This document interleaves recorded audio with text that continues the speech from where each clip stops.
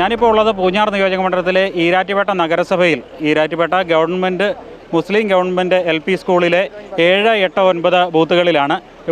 ഇവിടെ വലിയ ഒരു തിരക്കാണ്, വോട്ടർമാരുടെ വലിയൊരു നിരയാണ് നമുക്കിവിടെ കാണാൻ കഴിയുന്നത്. രാവിലെ തന്നെ തൊട്ടേ ഇവിടെ വലിയ തിരക്കാണെന്നാണ് നമുക്ക് മനസ്സിലാക്കാൻ കഴിഞ്ഞിട്ടുള്ളത്. നിരവധി പേർ ഇവിടെ ക്യൂകളിൽ 3 ബൂത്തിന് മുന്നിലും ആളുകളുടെ വലിയ നിര നമുക്ക് കാണാൻ കഴിയും. നമുക്ക് ആളുകളോട് ചോദിക്കാം. ശ്രാവണ, ഇവിടെ രാവിലെ തൊട്ട് തിരക്കായിരുന്നോ? ഇവിടെ ജില്ലയിൽ തന്നെ ഏറ്റവും കൂടുതൽ വോട്ടർമാരുള്ളൊരു ബൂത്താണ് ഈ ബൂത്ത്. ഇവിടെ രാവിലെ മുതൽ തിരക്കാണ്. എനിക്ക് തോന്നുന്നു ഇവിടുത്തെ മെഷീൻ അല്പം സ്ലോ ആണ്, അതുകൊണ്ടാണ് ഇത്രയും താമസം വരുന്നത്. ഞങ്ങൾ RDOയോടും റിട്ടേണിംഗ് ഓഫീസർമാരോടെല്ലാം പരാതി പറഞ്ഞിട്ടിരിക്കുകയാണ്.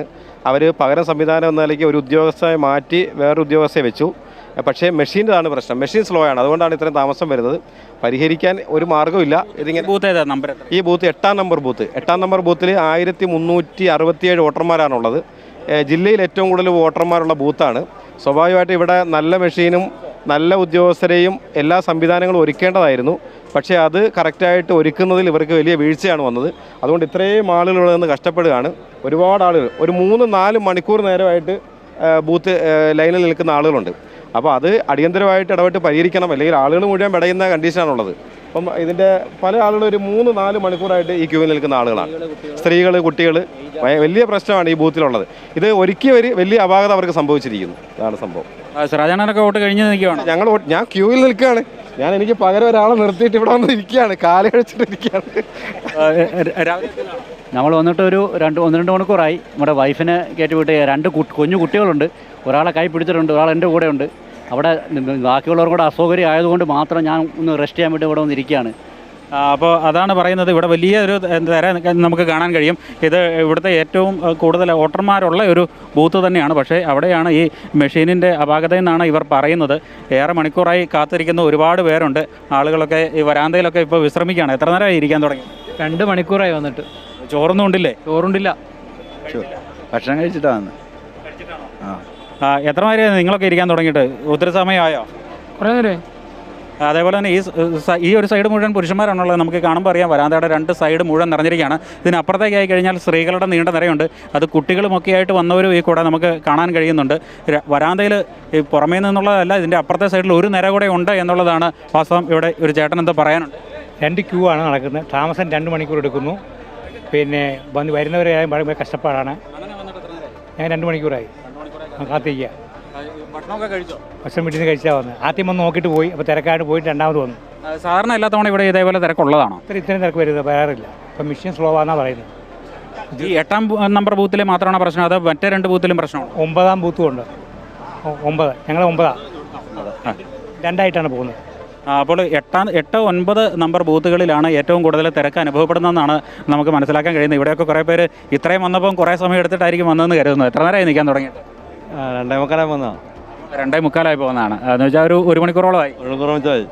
ഇനി വേറെ ആരെങ്കിലും ഉണ്ടോ, അതോ ഒറ്റയ്ക്കാണോ? കുടുംബത്തിൽ നിന്ന് കുടുംബം പിള്ളേരുണ്ട്, കെട്ടുകളുണ്ട്, ഉമ്മ ഉണ്ട്, ആൾക്കാരുണ്ട്. കുടുംബസമേതം വന്നതാണ്. അങ്ങനെ കുടുംബസമേതം ഭാര്യയും കുട്ടികൾക്കും ഒക്കെ ഒപ്പം വന്നിട്ടും മണിക്കൂറുകളായി കാത്തു നിൽക്കുന്ന ധാരാളം പേരുണ്ട്. എങ്ങനെയാണ്? ചൂടൊക്കെ ആണല്ലോ. അതോ ചൂട് കാരണം ഒരു രക്ഷയില്ല. 1 മണിക്കൂറായി. വെള്ളമോ വോട്ട് ചെയ്യണ്ടെന്ന് ഓർത്ത് പോവും ഇപ്പം ഞാൻ.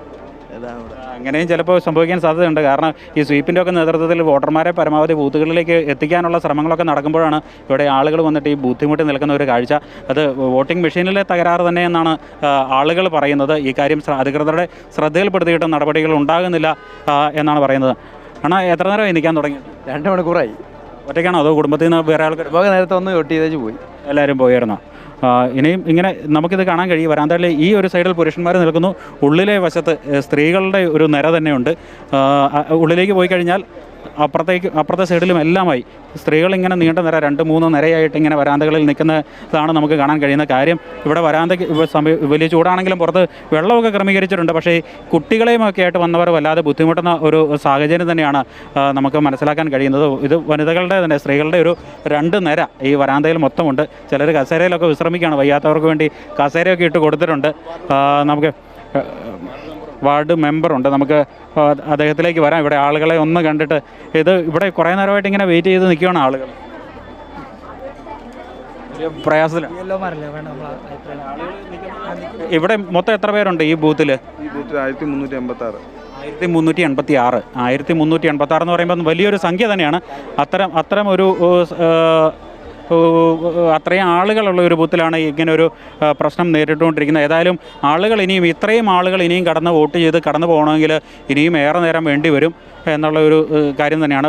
ഇങ്ങനെ കുട്ടികളും സ്ത്രീകളും ഒക്കെ ഇങ്ങനെ കാത്തു നിൽക്കുന്ന ഒരു കാഴ്ചയാണ് നമുക്ക് കാണാൻ കഴിയുന്നത്. ഏതായാലും ഇതിൽ അടിയന്തരമായി ഉദ്യോഗസ്ഥരും അടക്കം ഇടപെട്ടുകൊണ്ട് ഉടനൊരു പരിഹാരം ഉണ്ടാക്കണമെന്നുള്ള ഒരു ആവശ്യം തന്നെയാണ് ഉന്നയിക്കുന്നത്.